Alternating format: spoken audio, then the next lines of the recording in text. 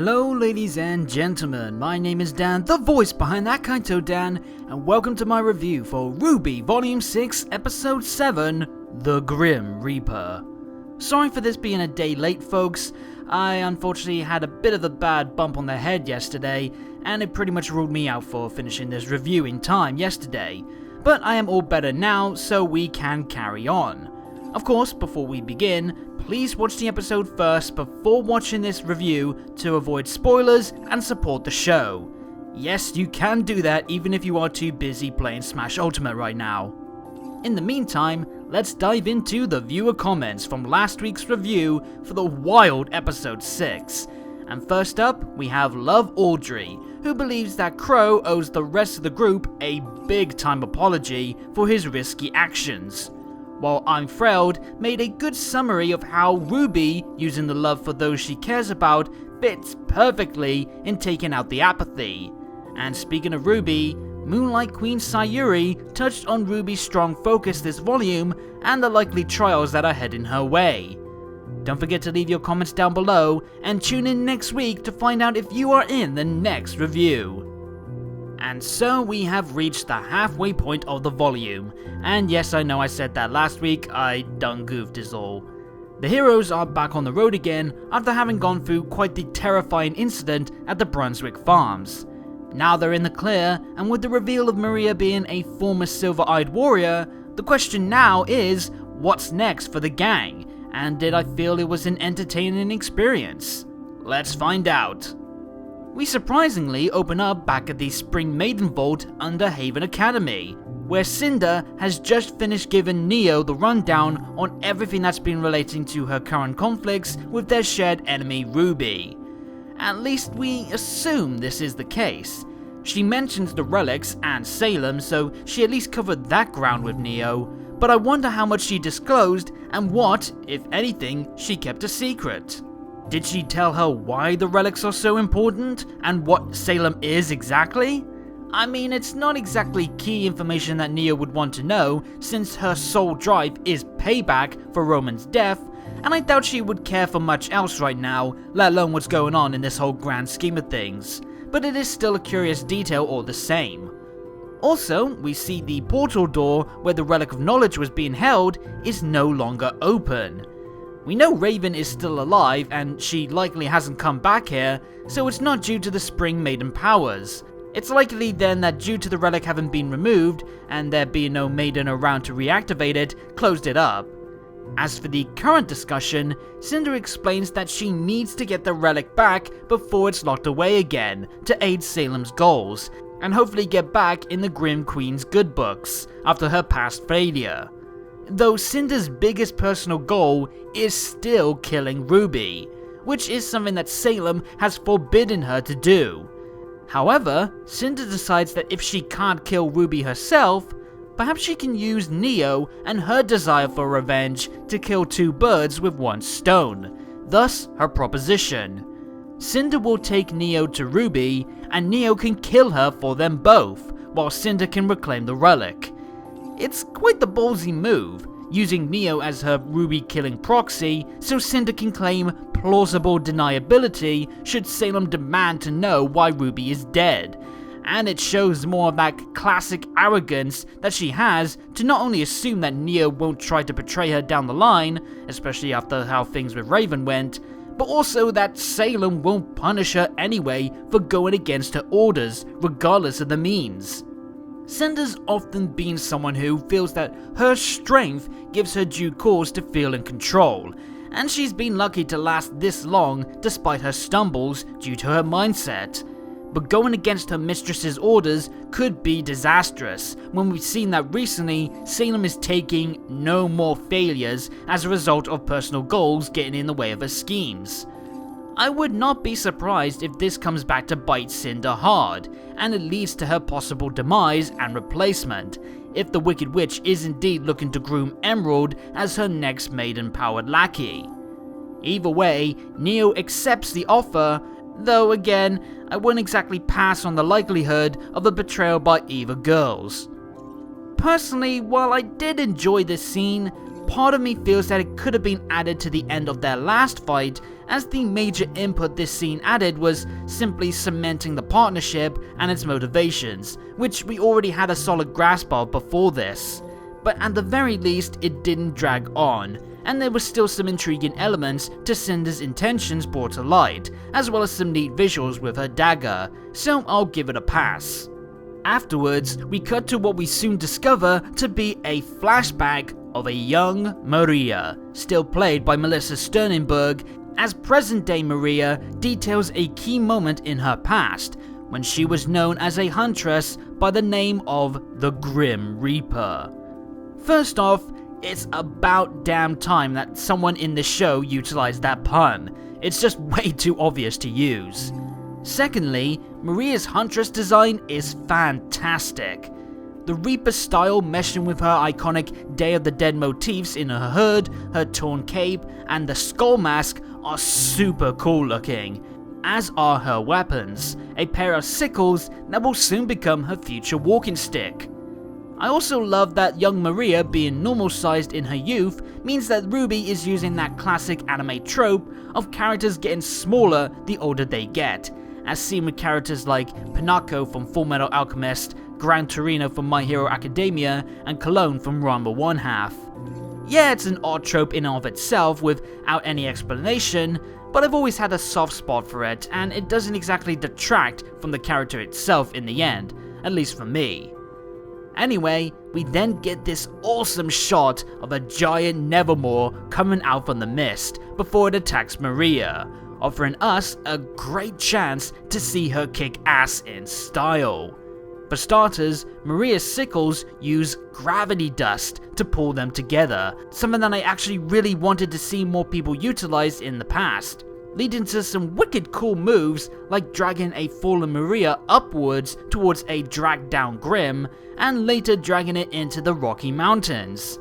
This whole fight also reminded me a lot of the Players and Pieces fight in its camera angles, the speed and flow of the fight, as well as how Maria fights a lot like RWBY and Crow, using her own momentum for added oomph to her attacks. But even after slamming the big birdie into the ground, Maria's confidence gets the better of her, and she's soon disarmed, though a well-timed Silver Eyes blast soon turns it to stone, which is kind of interesting.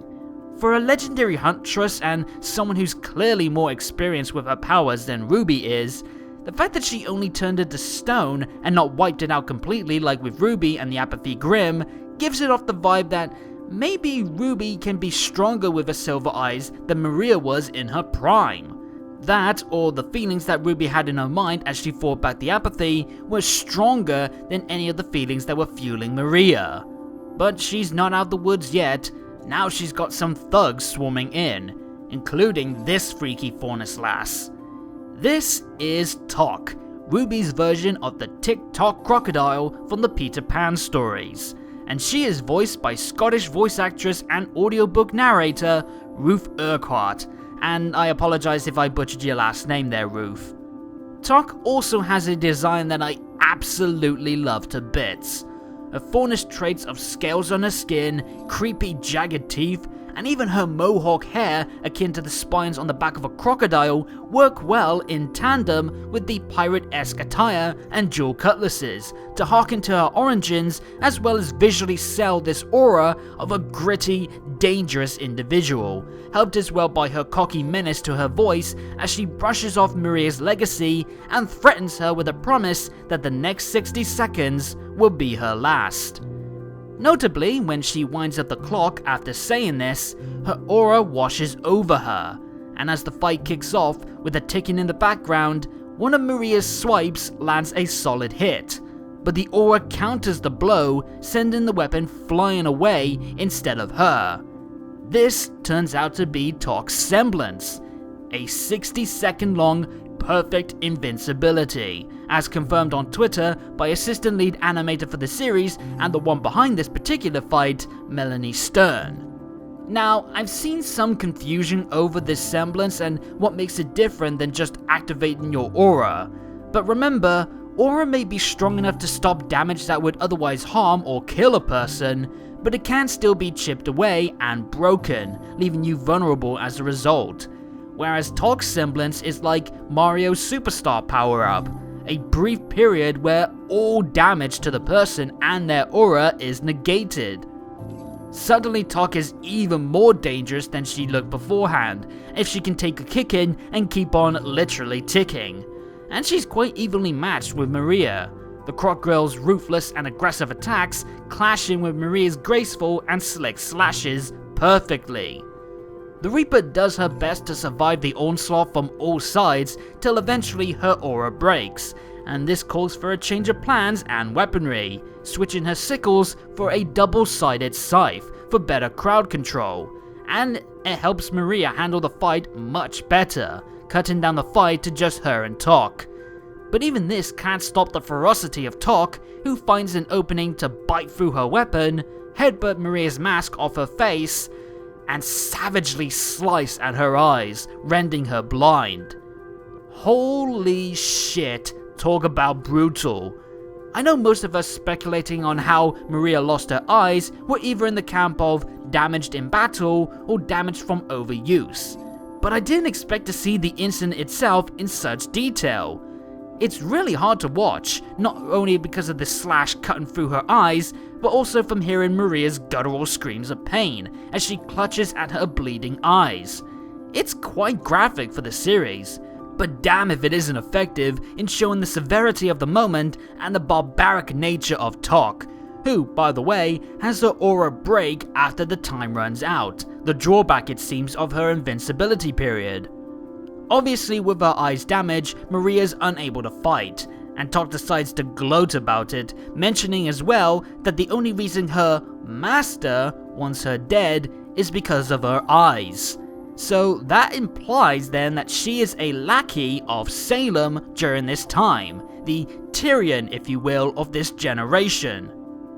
And yet others in the fandom think that she's actually referring to someone else, since Salem in present day doesn't want RWBY dead, she instead wants her back alive. So perhaps the master that Talk is speaking of is someone else who is hunting down the Silver-Eyed Warriors.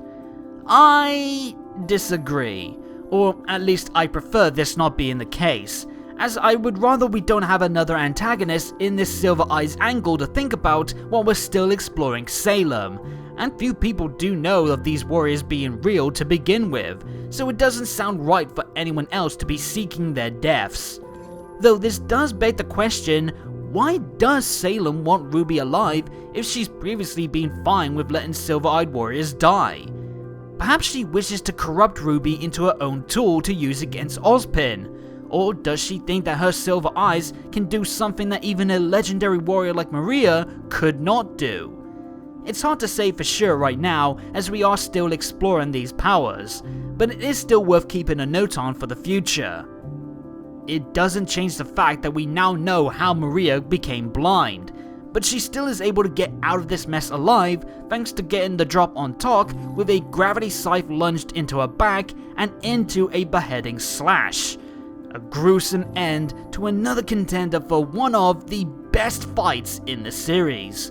Not only was it dripping with tension and desperation, but it flowed extremely well, even at its electric pace, and the dynamic, well-animated and directed sequences didn't deter from the dire situation that Maria was in. Instead, when paired with the prior fight with the Nevermore, it perfectly showcased why Maria was a force to be reckoned with beyond her special power, as well as the kind of ruthlessness that is found in those who are sent to take folks like her out. We then jump back to present day, when Maria has also revealed that she went into hiding after recovering from her surgery in fear of someone else hunting her down to finish what Talk started. Everyone is shocked at the past that Maria just shared, none more so than Crow, who it turns out idolized the legendary Grim Reaper as a kid. He even based his weapon on hers, and he wanted to be just as good as the legend, which actually makes for a pretty cool connection between Maria, Crow, and RWBY, of scythe users who have been inspired by their prior idols to become great fighters in their own right. To suddenly come across the long-fought dead legend that he looked up to obviously has Crow's thought process thrown off, but any joy in this discovery probably took a heavy hit when Maria says that he's close to becoming a disappointment just like she is. Ouch. Imagine that. Meeting your inspiration only for them to give your already bruised emotional state a firm kick in the nuts.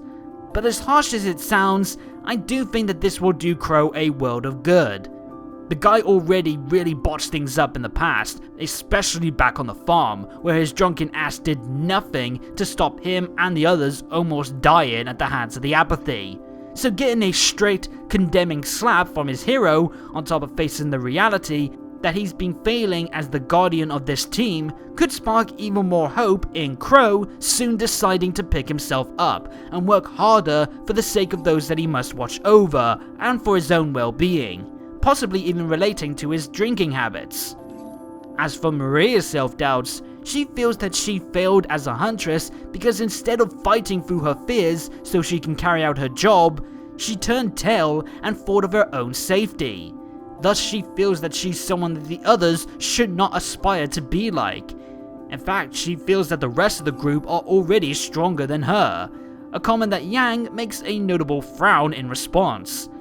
She too has doubts over her strength, as we saw with her talk with Blake recently, and she fears over whether or not she can be strong enough to protect those that she loves when she's still suffering from the nightmares of that night in Beacon. Sooner or later, someone, most likely Blake, will have to tell her that it's okay, that she doesn't have to be strong all the time, and it's fine to depend on others to help you out. But until then, Yang's doubts will fester. Maria's words are also, I feel, exactly what the rest of the group needed to hear after having second thoughts over their chances at stopping Salem. Maria has lived her life with many regrets over not being able to overcome her fears to do what huntresses are meant to do, because a huntress's job does not end simply because it got harder. If they are still able to fight and the world needs them to, they have to press on. That's the role they signed up for. Sure, the kids just came face to face with their first massive roadblock, and now most of them are ready to call it quits, but if they do, they will likely suffer in this world with their own regrets. They'll be acting like they're already dead despite being more than capable of getting out there and making a difference, something even Maria hasn't learned herself. And I feel by learning from her experiences, Oscar, Yang, Blake, Weiss and Crow could better understand how vital their role still is, and why it's too important right now for them to just call it quits after the first difficult hurdle.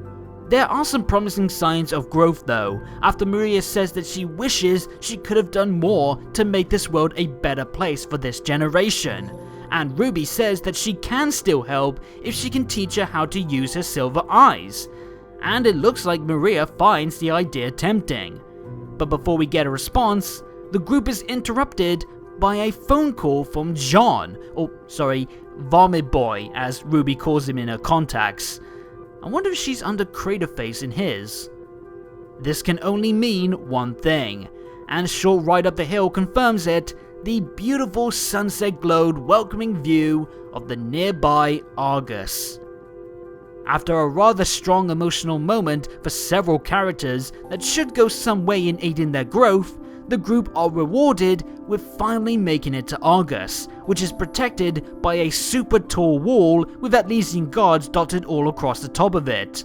But even these immense defensive efforts cannot keep you safe from the powerful force that is a super happy Nora and her glomps of doom. Won't lie though, I actually would love to get a Nora glomp, and her calling out for cute boy Oz did put a massive smile on my face. It's happy reunion hugs for everyone now that the full team is back together, and I actually like that the hugs are with pairs that you would not expect to see share one, as it shows just how tight knit these lot are and how much they all mean to each other. Though there is one extra special reunion that is so gosh darn heartwarming, it makes this moment all the more special, that being the hug with RWBY and Jean. Even though these two haven't been apart for too long, seeing Jean tear up happy to see his first real friend safe and sound is just so satisfying. Lancaster shipper or not, you cannot deny that these two have a strong connection, and I always have loved their bond. Plus, with the loss of Pyrrha added to Jean's worry, his relief does hold extra weight, and seeing Ruby comfort her friend is a touching, wholesome moment that I truly adored. And speaking of things that I found myself enjoying, check out this city's design. It's flipping brilliant. Obvious San Francisco vibes in the house setup on the steep hills and the cable car for easy transport. This is just truly a solid blending of Atlesian ingenuity and the Mistral setting, and I absolutely freaking love it. It's already a much better presentation than the Mistral capital, as we actually see the gang immersed in the location, soaking it all in along with us watching. And we actually see the people living and breathing and actually, animated. There's some neat little details as well, like the Golden Gate-like bridge off in the distance, the Asian-themed lighting mixing in with the rustic buildings, and there's even a theatre with some movie posters that are worth having a look at too. You got a Grimm monster flick that could be a bit of foreshadowing. You also see a still too soon documentary on the fall of Beacon, a classic romantic tale set in Mistral, and a blocked out poster for some, sci-fi flick. I wonder when that's coming out. And as the group ride on through the streets, we get a bit of exposition dumping from the Juniper Lot, going over the city's key details. It's one of the largest non-capital cities in Remnant, thanks to Mantle aiding in the settlement in this cold and harsh landscape in exchange for goods, something that we explored previously in the Great War World of Remnant episode. Now we have this hybrid of Mistral culture and Atlesian military protection, at least until recently with a growing strain between kingdoms. It's welcome information that helps give this gorgeous location some added depth, even if the delivery is a bit forced. But at least now the whole gang is caught up to speed on August's background, and they can now move on to their next goal of acquiring a ship for Atlas. As for their current living arrangements, well, that's where this young lady comes in. Ladies and gentlemen, meet Saffron, elder sister to Jean. Yep, at long last, we finally met one of the goofball's many sisters, and she's voiced by Lindsay Shepard, the voice behind roles such as Arya from the Pokemon anime, Barrage and Mistress of Arms from Heroes of Newerth, and the pair of Jimmy and Amy in the Lux 5000 from Awesome Knots. I think we all pretty much had the same reaction that Ruby did at seeing our first ARC sister, and she's quite charming too, especially with her playful teasing of her baby brother, who we find out was actually inspired to go out on his own away from home after Saffron did the same. Does that mean that the rest of the sisters still live with their parents? That's a lot of now much older women living in the same place, and I wonder why none of them have moved out themselves. Is the Ark family that well off that everyone can get by living together? There's also some extra cuteness thrown in for the scene with the little munchkin Adrian that brings out some even more relatable and brilliantly expressive facial animations. But not only do we meet our first Ark sister, we also get to see the full family through a photo of John's youth, which actually does a decent job of highlighting each sister's personal trait. You got the classic troublemaking twins, the mature older sister, the adorable younger sister, the Camp reference / adventurous one, the bookworm, the free-spirited Saffron, and then there's the constantly teased only brother, Jean. Glad to be finally getting some details on this family dynamic that many of us have been wanting to see, and I even like how each of them have been color-coded with their clothes, which is giving us fans some extra clues to try and guess what their names would be until we finally meet them all. But we're not done with the new faces yet, as we then meet Terracotta Ark, Saffron's wife, who is voiced by layout coordinator for Rooster Teeth, Jamie Smith. So how about that surprise? Not only did we meet our first Ark sister, but she's also a lesbian, which makes her name Saffron fit way better than you may first think, as not only is it a reference for a color, but it's also alluding to Sappho, the famous Greek poet who is known as a symbol for love between women. So much so that even the word lesbian is derived from her home island of Lesbos. Not only is it great to see another noteworthy character be LGBT, but the pair are so sweet and loving with their interactions with each other and how they show their strong relationship through little details like holding hands comfortably around others, the subtle looks of understanding and support, and just their overall happy aura. What's great too is the reaction from the rest of the group when they are first introduced to Terra. There's no big hoopla about Saffron having a wife and being a lesbian. There's just simply a nice greeting for Terra that they would give for any couple, which goes a long way to presenting LGBT couples in this world as something that is openly accepted. Of course, there are still some further details regarding how LGBT relationships are handled in this world that we still need. We do see that they can get married and have a kid somehow, but we don't know how positive the overall general response is, and if there are any detractors to it. But this is undoubtedly a very positive representation that I've already seen is very much appreciated by the LGBT fans of the show, and I'm more than pleased for them, just like I am in seeing this adorable happy family.